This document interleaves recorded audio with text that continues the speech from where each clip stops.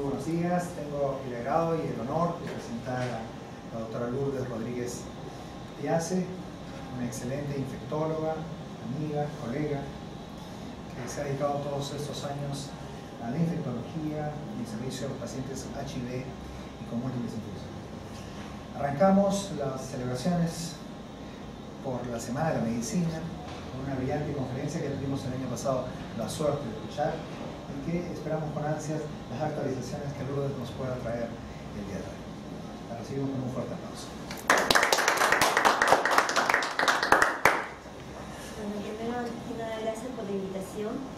El tema de tuberculosis a estas alturas del año y de la institución pasa en especial por algunas decisiones que se tomaron a nivel central, y pienso que la más importante ha sido aprobar la actualización de la nueva directiva, en donde a partir del 8 de julio ya tenemos una nueva directiva de tuberculosis que debería marcar el manejo de la tuberculosis en e-salud, ¿no? Vamos a empezar con la presentación. Lo que yo voy a tratar de transmitirles en esta charla son 3 puntos principales. Uno, la situación epidemiológica en el Perú y en e-salud de manera particular, con algunos indicadores tanto para el TB sensible y resistente. Como segundo punto, la situación de los laboratorios en e-salud. Y como un tercer punto, cuál es un resumen de la propuesta de intervención que se pretende hacer con la nueva directiva. Un poco para ubicarnos geográficamente, Perú tiene prácticamente el segundo lugar en casos incidentes en tuberculosis en toda la región. Brasil tiene 85.000 casos por año, pero tiene una población de más o menos 130 millones de habitantes, y Perú tiene 31.000 casos al año y tenemos una población que llega con las puntas a 30 millones de habitantes. Esto ya nos pone en una situación realmente seria, comparativamente hablando, en la carga de tuberculosis en lo que significa la región. Pero adicionalmente, si vemos las incidencias estimadas de tuberculosis también en la región, Haití va a la cabeza con 230 casos por 100.000, luego Suriname, Bolivia, Guyana, y luego tenemos a Perú con cifras de 106 casos por 100.000. Si nos queremos comparar con los países vecinos más cercanos, Ecuador está en 65 casos por 100.000. Eso significa que tiene una tasa al 50% menos que la nuestra. Si nos queremos comparar con nuestro vecino Bolivia, ni siquiera aparece por acá. Si nos queremos comparar con Chile, que sería nuestro vecino... Está en el tercer lugar. Ah, verdad, sino que está como estado así. Tiene razón, nos gana, Bolivia nos gana.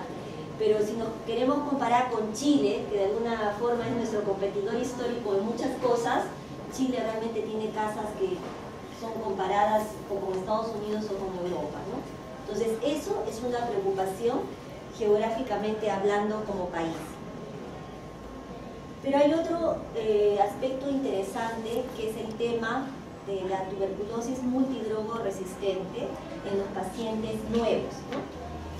Estos datos para Perú son del año 2006, que fue la última vigilancia epidemiológica que se realizó a nivel nacional, en estudios individuales y en poblaciones a nivel de Lima. Estos valores han ascendido casi a 7%, pero en todo caso como población nacional, la prevalencia estimada de tuberculosis MDR es de 5.3 casos por cada 100 pacientes. ¿Qué significa eso? Que de cada 100 pacientes nuevos que diagnosticamos con tuberculosis, 5.3 pacientes van a ser tuberculosis multidrogo resistente.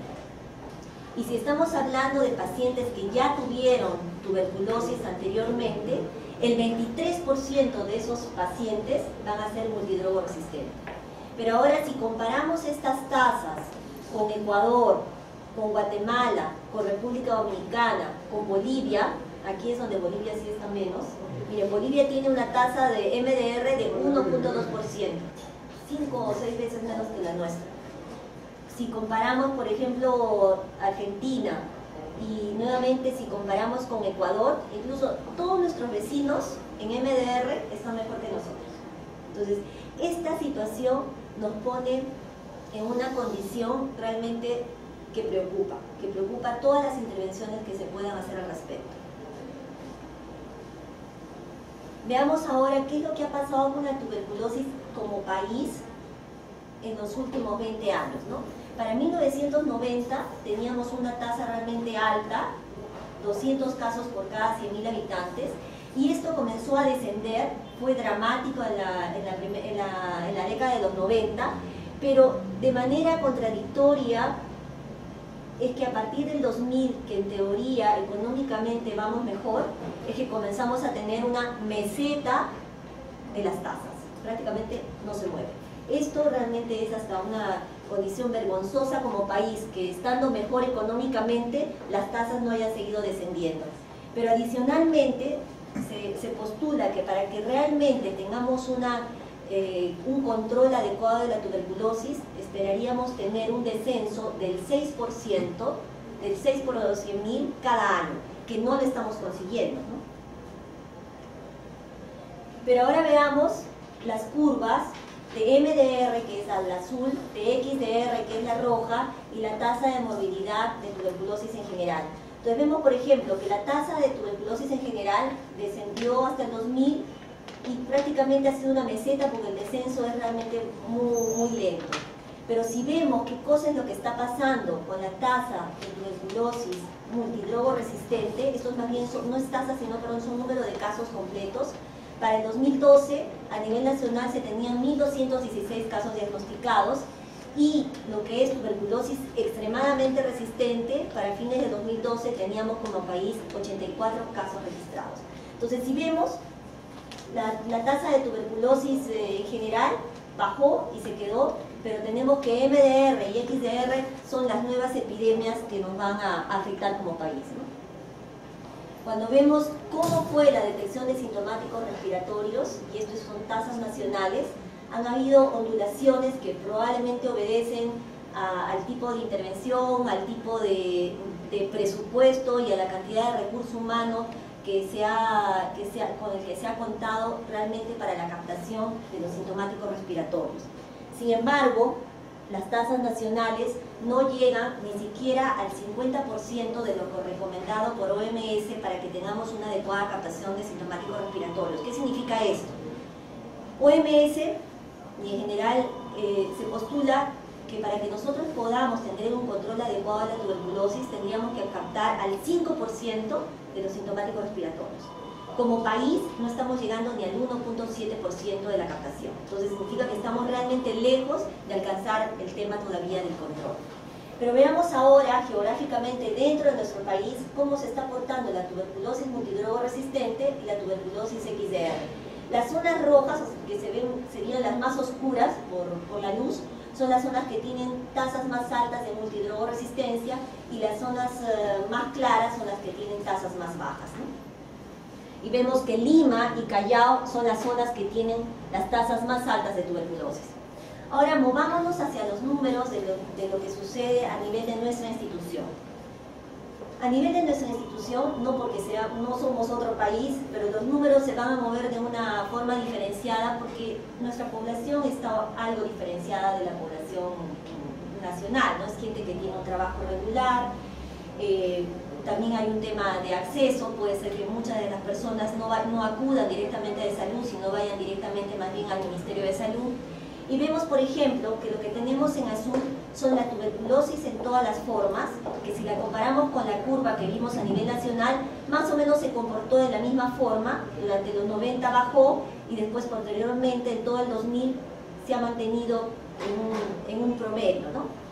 Si vemos la tasa de incidencia de BK positivo, que desde el punto de vista de salud pública son los que más nos preocupan por el tema de contagiosidad, igualmente descendió, pero posteriormente igual quedó en una meseta e incluso acá pareciera que estuviera incrementando, ¿no? Que no necesariamente se tiene que interpretar así, porque puede ser más bien interpretado como que se está diagnosticando más. Y la última curva es la tasa de mortalidad por tuberculosis, que más o menos se ha mantenido estable a través de los años. Cuando vemos en promedio la tasa de incidencia de tuberculosis pulmonar frotis positivo, que es la tuberculosis contagiante, por redes asistenciales, vemos que estamos en promedio en 28.6 por 100.000, que es un promedio bastante más bajo que el nacional, pero ya les he dicho por un tema del tipo de población que manejamos. Pero si vemos por redes en salud, ahí vemos que realmente la diferencia no es tanta, sino que es nuestro promedio lo que nos baja las cifras, ¿no? Pero por ejemplo vemos que las principales redes que tienen tasas más altas son Ucayali, que cuando comparamos con el mapa nacional es también donde están las tasas más altas a nivel nacional, Sabogal y Almenara. Las tres redes son las que más alta tasa de tuberculosis tenemos a nivel nacional, y esto coincide con la situación de tuberculosis a nivel Perú. Cuando vemos la distribución de casos por grupos de edad, el mayor grupo se encuentra entre 20 y 59 años, es decir, la población económicamente activa, ¿no? Entonces, eso es un problema también. ¿Por qué? Porque afecta desde varios puntos, no solamente sociales, sino económicos, a quienes tienen un compromiso con la tuberculosis. Cuando vemos los casos en todas sus formas, vemos por ejemplo que en ESALU, en 2009 teníamos 4.000 casos, para el 2010 más de 4.500 y fue ascendiendo, y para 2012 hemos cerrado el año con más de 5.000 casos. Estos 5.000 casos, en el número de casos a nivel nacional, que son más de 30.000, representa prácticamente el 15% de los casos de todo el país. O sea, ESALU es el 15%. Somos importantes desde ese punto de vista porque significa que tenemos un buen número de los pacientes que se tratan y se diagnostican a este nivel. Cuando vemos los casos de tuberculosis por redes asistenciales, igualmente vemos que Almenara, Rebagliati y Sabogal, es decir, las tres redes de Lima, son las que encabezan la mayor frecuencia de tuberculosis a nivel nacional. Y esta es una de las cosas que más preocupa en términos de intervención, y es el porcentaje de sintomáticos respiratorios identificados en mayores de 15 años. Esto es lo que yo les comentaba, que lo que está establecido para que realmente uno ejerza un control sobre la tuberculosis es que uno debería tener por lo menos un 5% de la captación de sintomáticos respiratorios. Y acá lo que estamos teniendo como sintomáticos respiratorios identificados, hemos cerrado el 2012 con 1%. Es decir, estamos bastante bajos en relación a lo que deberían ser nuestras metas.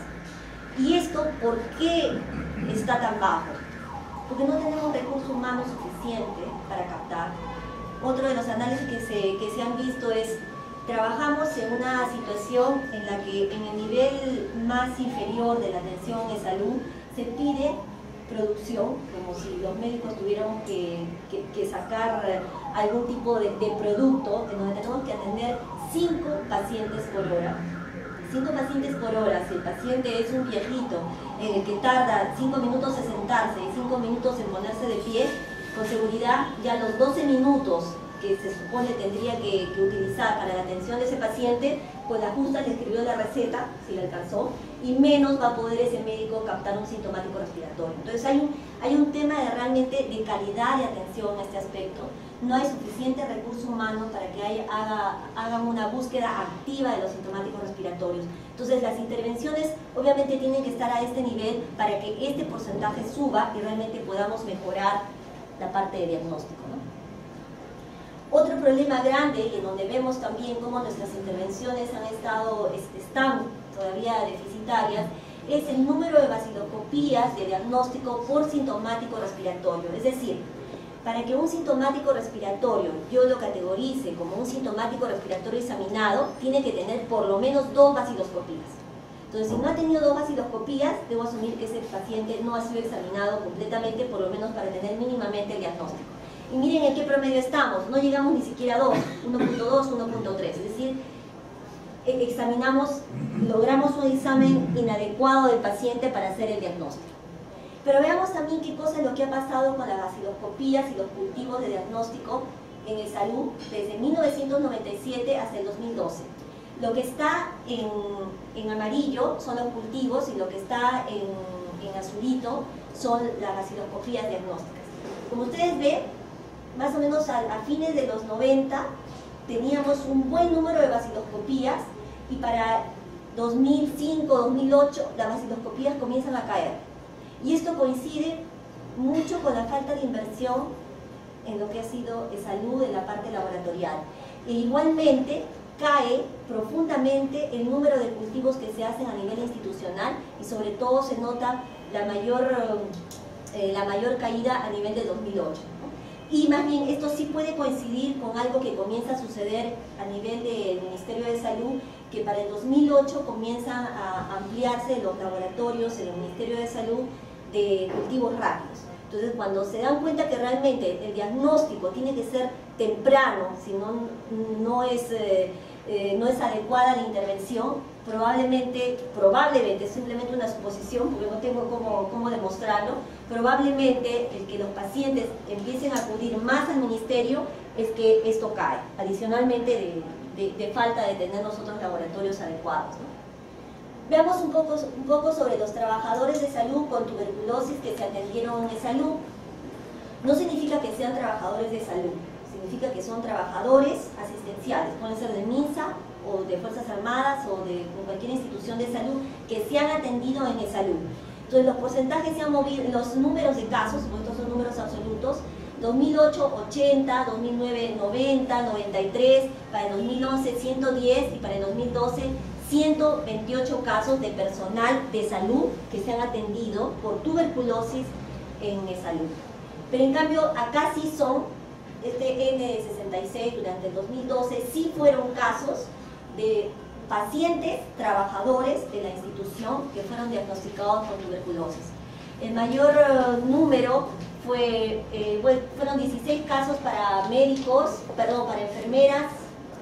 Enfermeras son los marroncitos y médicos los azules, y los técnicos de enfermería, que fueron 14 casos. Y después una variante de diferentes otras profesiones de salud.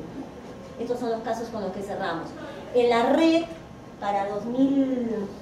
la red Almenara, de todos los casos diagnosticados de personal asistencial hasta julio, no tengo todavía casos nuevos desde agosto, pero hasta julio teníamos en toda la red 10 casos de personal asistencial dentro de salud. Cuando vemos los casos de tuberculosis de personal de salud distribuidos por redes, hay muchas redes que no han reportado casos. Ahora, hay un tema también que recién este año la tuberculosis se ha convertido en una enfermedad de notificación obligatoria. Entonces es muy probable que todo esto esté ligado a un subregistro, ya sea por el mismo temor del personal o por otras razones, ¿no? O que el personal se ha ido a atender al ministerio y por esa razón no lo podemos tener registrado. Estos son otros números más bien en relación a la comorbilidad de VIH, SIDA y tuberculosis, el cual más o menos en el tiempo ha oscilado en el mismo promedio, desde el 2009 en 1.26 hasta el 2012 en 1.4. Pero esto está muy relacionado a que como VIH tenemos una epidemia concentrada, ¿no? Entonces no vamos a ver muchos números aún. Sin embargo, también pensamos que hay un subregistro, porque ha habido una deficiencia entre que los pacientes con tuberculosis tengan un screening para VIH. Entonces esto también puede significar un subregistro y poder no tener datos de la manera más fidedigna, ¿no? Veamos más bien qué es lo que ha pasado con la tuberculosis MDR en salud. Estos son números de casos. Como para 1999 el número de casos estaba en 250, esto descendió para nuevamente subir y pareciera que quiere bajar. Sin embargo, hay muchos de estos casos y lo que se ve es que van y vienen entre el Ministerio de Salud y salud. Entonces realmente esto no se puede interpretar como que estuviéramos bajando en salud los números de casos de MDR. ¿Por qué? Porque la tasa nacional no está bajando, ¿no? ¿Qué ha pasado con los laboratorios a nivel de la institución? Sí, claro que sí. La lámina anterior es más o menos parecida a todos los casos de tuberculosis, o sea, yo como residente más o menos el 15% del total. Sí. Ahora también la tasa de incidencia es más o menos, en salud tenemos 15% del total. Sí, más o menos hay una correspondencia en la proporción. Sí, puede ser, pero sí, pienso que sí, que como siempre somos el 15%, sí, pienso que sí, tiene razón, porque ese 142 puede representar al 15% del total. Sí, sí, de hecho que sí. Ahora, esta es una información muy valiosa que cuando empezamos a trabajar en el comité, una de las cosas que planteamos fue, queremos un diagnóstico situacional de nuestros laboratorios a nivel nacional. Entonces, en vista de eso, el equipo de atención primaria viajó a todos los lugares, a las 28 redes asistenciales que tiene la institución, y comenzó a realmente evaluar cómo estaban los laboratorios. Es decir, postulamos que la tuberculosis en este momento no puede ser manejada si no tenemos un diagnóstico temprano de si se trata o no de una tuberculosis multidroga resistente, significa que la mayor fortaleza tiene que ser el laboratorio.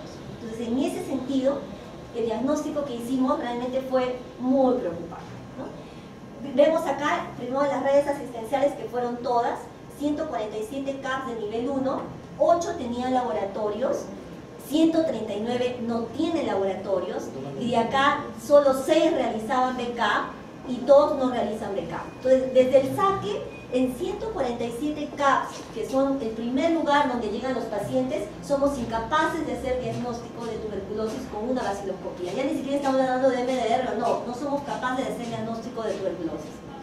Cuando vamos a los CAPs nivel 2, se evaluaron 85 CAPs, de los cuales 28 tenían laboratorio, 57, la mayoría no lo tenían, y aquellos que tenían laboratorio, solamente 24 realizaban BK y 4 no realizaban. Y muchos de estos pacientes, a donde tenían que ir, tenían que ser referidos a los laboratorios de los establecimientos de MINSA para que les hagan un BK en escudo, con todo lo que significa eso para el paciente, ¿no? Pasemos a los CAP nivel 3. 34 tienen laboratorio, 27 no lo tienen, igualmente solo 32 realizan BKs, y de esos 32 solo 6 realizan cultivo y 2 no realizan BKs. Igualmente los pacientes tienen que ser referidos a MINSA para completar el diagnóstico. En los hospitales 1, 39 tienen laboratorios, 3 no tienen, 38 realizan BKs, 7 cultivos de este grupo y 1 no realiza ni siquiera BK. Igualmente todos estos pacientes tienen que interactuar con MINSA con todas las demoras y las vicisitudes que eso significa para poder tener el diagnóstico. Entonces, es una cosa realmente lamentable que siendo una institución que nuestro deber es realmente solucionar los problemas del paciente y del asegurado, no se haya invertido para poder solucionar el tema de diagnóstico. Entonces, una de las propuestas que se plantearon al principio de año era poder interactuar, por lo menos sobre todo en la intervención a nivel de Lima, con lo que es el Ministerio de Salud a nivel de las DISAS. Entonces, ese fue un acuerdo que se hizo con la estrategia para poder interactuar, dependiendo del laboratorio que ellos tenían, con cada uno de nuestras redes asistenciales. Sin embargo, lamentablemente, la única red que ha funcionado perfectamente este acuerdo ha sido la red Sabogal, por un tema de que el gobierno regional realmente ha puesto todo el esfuerzo para que funcione. Entonces, al gobierno regional no le interesa si eres asegurado o no es asegurado, ellos han decidido asumir el tema de tuberculosis. Cualquier paciente con tuberculosis tiene su muestra de MOX o su genotype y el gobierno regional lo asume. Entonces, eso ha sido muy valioso y esa debió haber sido la actitud de todos los gobiernos regionales. Sin embargo, no es lo mismo en el resto de las DISAS. Nosotros como Red Almenara, para hablar específicamente del ejemplo acá, nosotros tenemos que interactuar con la DISA Lima Ciudad, tenemos que interactuar con la DISA Lima Sur y tenemos que interactuar con la DISA Lima Este, dependiendo de dónde están los establecimientos.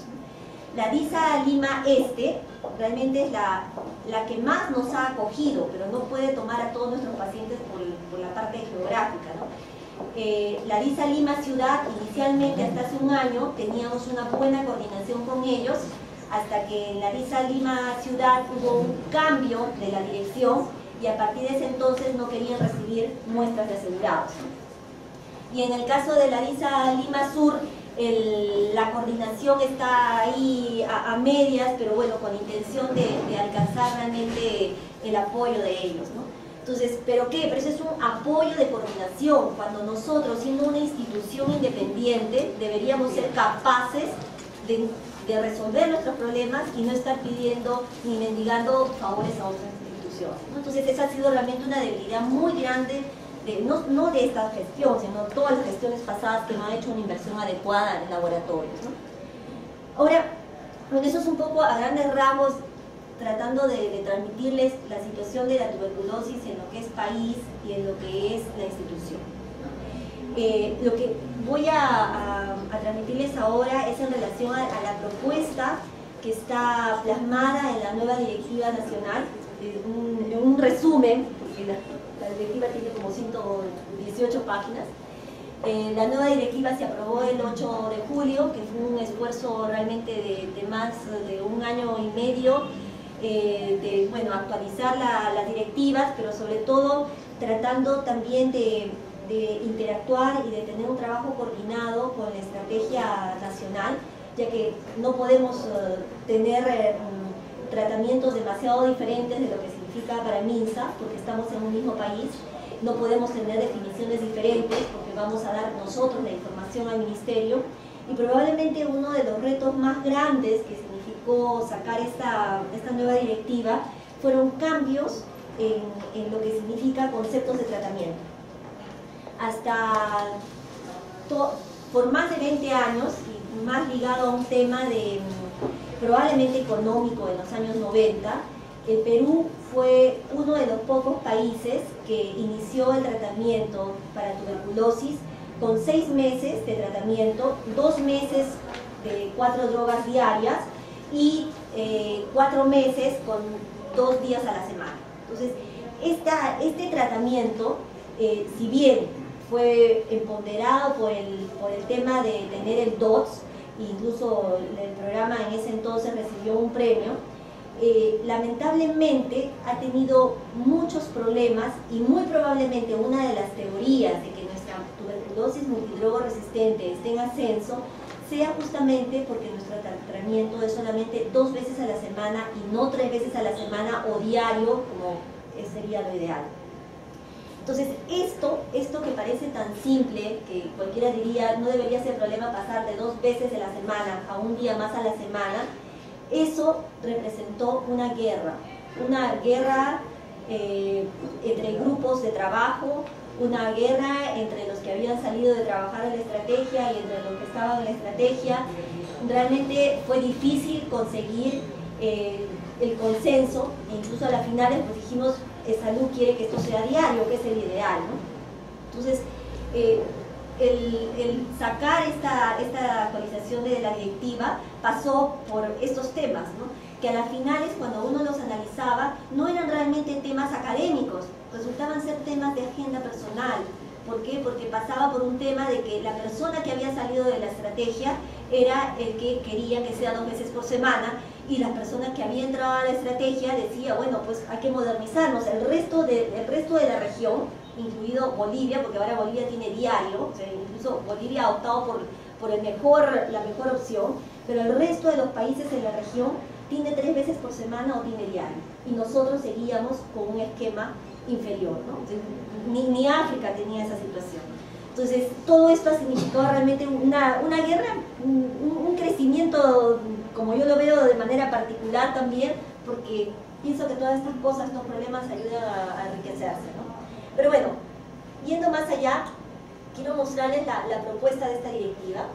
En la directiva lo que se plantea primero es: tenemos que captar sintomático respiratorio, y esto significa a todo nivel. O sea, no solamente la captación de sintomático respiratorio tiene que ser en los niveles de atención primaria, no, la captación de sintomático respiratorio es donde está el paciente, o sea, en el Hospital Nacional, en el Hospital 3, en el Hospital 2, y cualquiera debería captar sintomático respiratorio. O sea, todos deberíamos estar lo suficientemente sensibilizados que si el ginecólogo recibe un paciente que está tosiendo, ¿sabe qué? Se me va al PCT. Si el oftalmólogo recibe a alguien que está tosiendo por más de 15, se me va al PCT. Entonces, y en el PCT tendría que existir el suficiente recurso humano para echar a andar todo lo que esto significa. Va a haber lugares en donde obviamente no son hospitales, son pequeños postas policlínicos. A este nivel todo lo que vamos a tener es una unidad recolectora de muestras, porque tampoco tiene sentido invertir a este nivel tan pequeñito en un laboratorio para que le hagan vaciloscopía, pero sí puedo invertir en tener un adecuado sistema de transportes de muestras, que si capté acá mi sintomático respiratorio, vaya a mi unidad recolectora de muestra y de ahí vaya a través del sistema de transportes a un laboratorio referencial o un laboratorio local. Entonces, una vez que lleva a un laboratorio local, en el laboratorio local, si la prueba es un BK positivo, en ese momento quien hace el triaje de lo que se va a hacer con esa muestra es el microbiólogo, y si es BK positivo, esa muestra debe pasar sí o sí a una prueba que me dé sensibilidad de si es multidrogo resistente o no. ¿De acuerdo? Entonces, eso pasa por un fortalecimiento vital de lo que son los laboratorios a nivel de la institución. Entonces nuestra institución tiene que estar en capacidad de realizar pruebas rápidas que van desde las moleculares hasta las microbiológicas. Y eso significa que cada red, a través de lo que significa la directiva como respaldo, ver todo lo que es la implementación. Para el caso de Almenara, no es porque haya ninguna preferencia ni nada especial, pero en el caso de Almenara, pienso que va a poder ser el modelo piloto para el resto del país. Acá se planteó el primer proyecto de inversión para el primer laboratorio de micobacterias a nivel nacional. Nos han hecho algunas observaciones del proyecto de inversión, pero en ese estamos. Esperamos que una vez salvadas estas observaciones podamos realmente construirlo. Va a ser en el área de maestranza, y este laboratorio de micobacterias va a ser capaz de dar respuesta con todas estas pruebas que estamos planteando a toda la red asistencial, e incluso con lo que se puedan tardar el resto de redes, de repente podría dar respuesta también a las otras redes. Entonces, esa es una parte importante en lo que significa el cambio de mentalidad en relación al diagnóstico, haciendo el diagnóstico de la resistencia, ¿no? Ahora, de hecho, las pruebas rápidas, el laboratorio referencial tiene que interactuar con el laboratorio de referencia nacional, que es el INS. ¿Qué va a pasar acá? Si los pacientes, una vez que son diagnosticados y definimos que son tuberculosis sensible, pues el paciente va a pasar a tener un tratamiento de tuberculosis sensible que uno espera más adelante que se cure.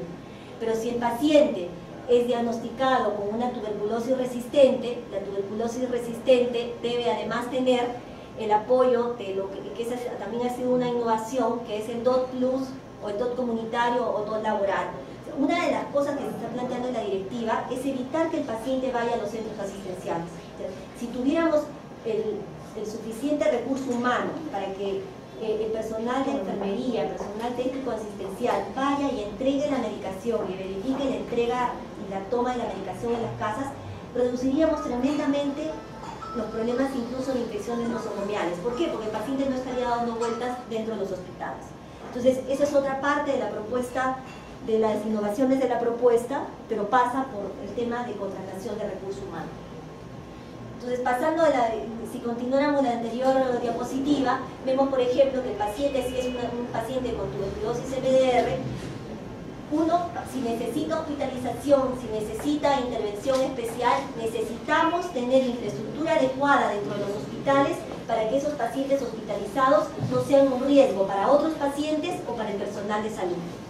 Adicionalmente, los pacientes con tuberculosis XDR pueden requerir el mismo tipo de soporte o incluso de tratamiento quirúrgico ayudante, para lo cual también se necesita invertir en infraestructura, o en el caso de que no se tenga, pues la tercerización de parte de la institución, ¿no?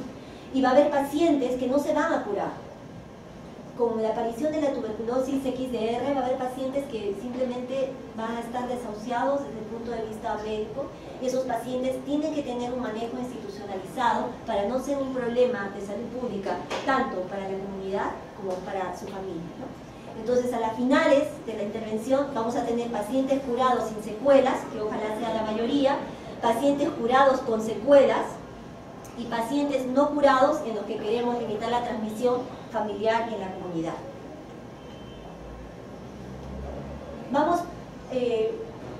Quiero mostrarles un poco lo que va a ser la nueva visión de laboratorio y lo que va a comandar la decisión del árbol en relación a los resultados de los pacientes.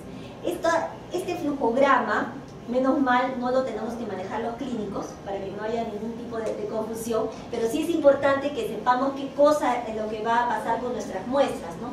Una vez que nosotros enviamos la muestra del paciente, ya sea pulmonar o extrapulmonar, al laboratorio, en el laboratorio se va a hacer lo siguiente: se va a hacer vaciloscopía simple, o una vaciloscopía concentrada, o una vaciloscopía con fluorescencia, eso depende de qué tipo de muestra es.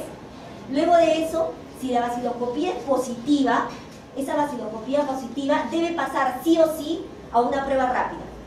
La que estamos tratando de fomentar y motivar en la directiva están las 4, pero lo ideal sería que todos los positivos, es lo que queremos hacer, todos sean genotype. ¿Por qué? Porque el genotype me da en 72 horas la respuesta si es MDR o no.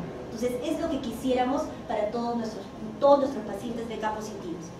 Ahora, la muestra BK positiva igualmente, como va a ir a genotype, tiene que ir como backup a una prueba convencional. Porque, por ejemplo, ¿qué pasaría si me sale un MDR? Pues el genotype es muy sensible y muy específico, pero si es un MDR, tiene que ir a un cultivo convencional, que es el gold estándar, para hacerle pruebas adicionales de si tiene resistencia también a drogas de segunda línea. Entonces, esto no se libra de hacer la muestra. Y más adelante, la muestra de la prueba rápida puede pasar a ser el diagnóstico multidrogo resistente o no multidrogo resistente, y dependiendo de eso tomar las decisiones. Y en el cultivo convencional nos va a servir como respaldo para las pruebas que van a definir si es o no resistente a drogas de segunda línea, sobre todo. Y en las pruebas que son en vaciloscopía negativas, ahí es muy importante una de las modificaciones que también se ha hecho en la directiva, y que yo espero máximo en un mes ya estén circulando nuevas órdenes para lo que son las órdenes de bacteriología de tuberculosis. Son un poco más grandes, pero la idea es que esté muy claro, uno, el DNI por el tema de notificación, y dos, que esté muy claro los factores de riesgo del paciente. ¿Por qué? Porque si el paciente es un BK negativo, y si el médico no ha puesto los factores de riesgo potenciales que están ahí, que es solamente para marcarlos, es muy sencilla, pero de todas maneras tiene uno que familiarizarse. Si no ha hecho eso, el microbiólogo va a estar en problemas para saber qué va a hacer con esa prueba, ¿de acuerdo? Entonces, si la va a pasar a cultivo, si no la va a pasar a cultivo, y a qué tipo de cultivo para poder hacer el diagnóstico y finalmente definir. Entonces, a lo largo de lo que se ha vivido en la tuberculosis en el país, a lo largo de saber que tenemos una alta prevalencia de tuberculosis multidrogo resistente, no podemos seguir tratando a los pacientes a ciegas. Y la nueva directiva incluso da tiempos en el que el médico debe tener el diagnóstico de sensibilidad para poder iniciar el tratamiento más adecuado. Entonces, en este sentido, el laboratorio se convierte en un pilar importantísimo en lo que significa el manejo de la tuberculosis. Pero además, la captación de los sintomáticos respiratorios, porque si tenemos un gran laboratorio que es capaz de diagnosticar, pero no tenemos las muestras de los pacientes para diagnosticarlos, estamos en lo mismo. Entonces, estos dos puntos son los más cruciales en lo que se está planteando en la nueva directiva.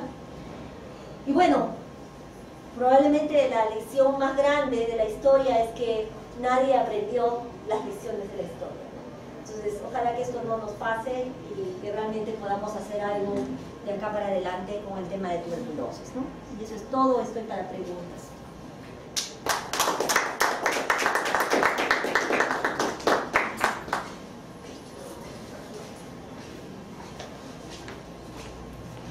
¿Si hay alguna pregunta? Doctora, muchas gracias por la información. De repente, la pregunta que le voy a hacer no encaja, pero hay una gran preocupación por los neumólogos, por los nuevos cirujanos, de que hay una lista de espera de 25 pacientes con pacientes TBC, MDR y XDR. No saben cómo solucionar el problema. Me preguntaron si el centro quirúrgico de la Minara sería adecuado para proceder a estos resultados de la cirugía. Yo le dije que actualmente no estábamos en condiciones para atender este tipo de paciente. Es cierto que hace de repente 8 años los cirujanos de todas las temporadas, por ejemplo, pero actualmente no estamos en condiciones. Y hospedarnos en la calle cuesta bastante. Y no hay, hasta ahorita quedó un centro quirúrgico adecuado para este tipo de pacientes, a tal punto que el hospital Nacional también tuvo pacientes, como que ellos también están recién ampliando su cobertura de atención. No sé qué opinión podría darnos sobre esto, doctora. Gracias, doctor, por tocar el tema, porque pienso que es uno de los dramas que viven los cirujanos, que vivimos los médicos en general y que viven los pacientes. Parte importante del tratamiento para la multidrogoresistencia, en muchos casos, sobre todo cuando hay enfermedad localizada, la cirugía puede significar el 90% de la cura. O sea, el que esos pacientes estén siendo privados de la cirugía es una responsabilidad muy grande de la institución. Pero por otro lado también, los médicos, los cirujanos, los anestesiólogos no tienen por qué, una cosa es que hayamos hecho un juramento hipocrático, pero no significa que nos expongamos a un peligro y a un riesgo tan grande. Entonces, acá hay un tema de responsabilidades, ¿no? Y una responsabilidad principal la tiene la institución. Entonces, si la institución no tiene una infraestructura adecuada, y eso se pone en la directiva, eso justamente para fortalecer y para que podamos pelear cada cosa, si la institución no tiene una infraestructura adecuada, en donde el cirujano opere en las condiciones de seguridad del estándar internacional, entonces la institución va a tener que tercerizar, porque el paciente también tiene el derecho a eso, ¿no? Ahora, yo sí soy una convencida de cuando el seguro compra servicios o compra algo, el mercado comienza a crecer. Yo pienso que más bien de repente ahí estaba la debilidad en la gestión, de repente en poner esto a la compra o a la venta, a la compra del servicio, ¿no? Pero pienso que de hecho, ¿no? Hasta que nosotros tengamos yo sé que nuestra sala no está en condiciones, ¿no? Porque no tiene los niveles de recambio de seguridad que debería tener, que por lo menos son 20 de recambios por hora, entonces no están en condiciones. Entonces, si no están en condiciones, se tiene que buscar quién tiene las condiciones y quién está dispuesto a vender el servicio. Entonces, esa es una obligación de la institución y nosotros tenemos que pelear por eso, ¿no? Porque no nos pueden obligar a hacer un trabajo en el que nosotros aumentemos el riesgo que ya tenemos.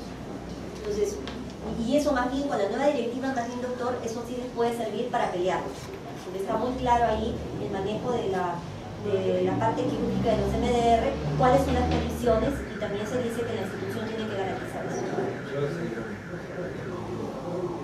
Sí, agradecerle infinitamente. ¿Qué relación hay en todo este programa con la ayuda psiquiátrica que necesita el paciente?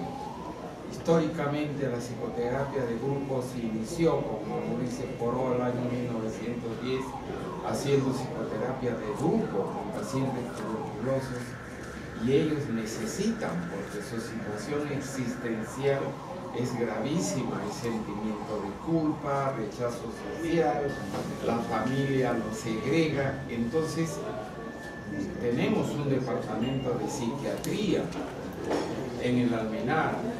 Entonces, ¿cuál es la relación de ustedes con el servicio de psiquiatría y qué número de psiquiatras están especializados en estos tratamientos, tanto de grupo como individual, con estos pacientes? Porque un montón de pacientes dejan el tratamiento por razones psicológicas. Entonces, ¿qué se está haciendo en relación con psiquiatría, con el departamento de psiquiatría? Doctor, me parece muy valioso realmente su pregunta y su preocupación. En la directiva incluso hay una parte de la evaluación, o sea, hay dos partes que debemos un poco ubicarnos de repente en el paciente, ¿no?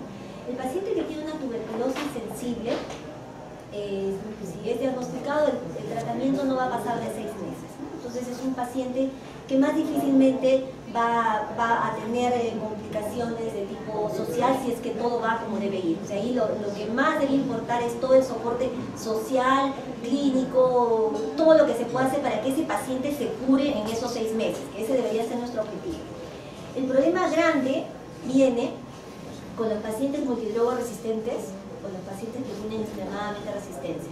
Uno, porque van a recibir un tratamiento que va a ser mínimo 2 años, y porque además van a recibir drogas que pueden además generar todo un tema de trastorno o de órgano, que puede ser ocular o que puede ser a nivel auditivo, o incluso también drogas que pueden generar trastornos a nivel psiquiátrico. Entonces, para la parte, o sea, en la directiva se contempla todo el trabajo multidisciplinario, ¿de acuerdo? Que eso es importante porque uno debería contar con todas estas herramientas.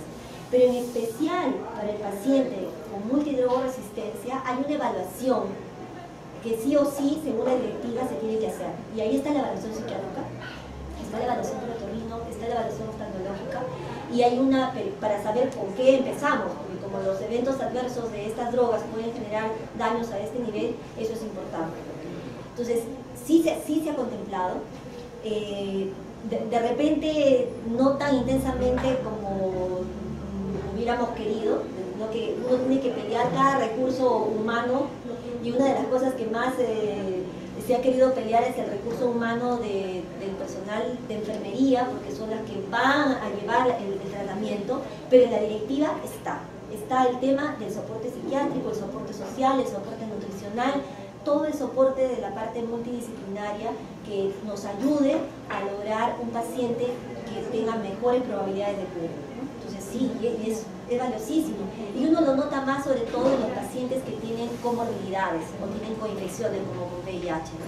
Pero los pacientes con comorbilidades se ve mucho más todavía este problema. Pero es valiosísimo, es un soporte importantísimo y está contemplado en la directiva. Finalmente, yo creo que se debe aprovechar los cambios que han habido en el departamento de psiquiatría. Es gente más joven, humildemente debo decirlo, gente que se formó conmigo, ¿no? Especialista en psicoterapia de grupo y algo más la comunidad terapéutica.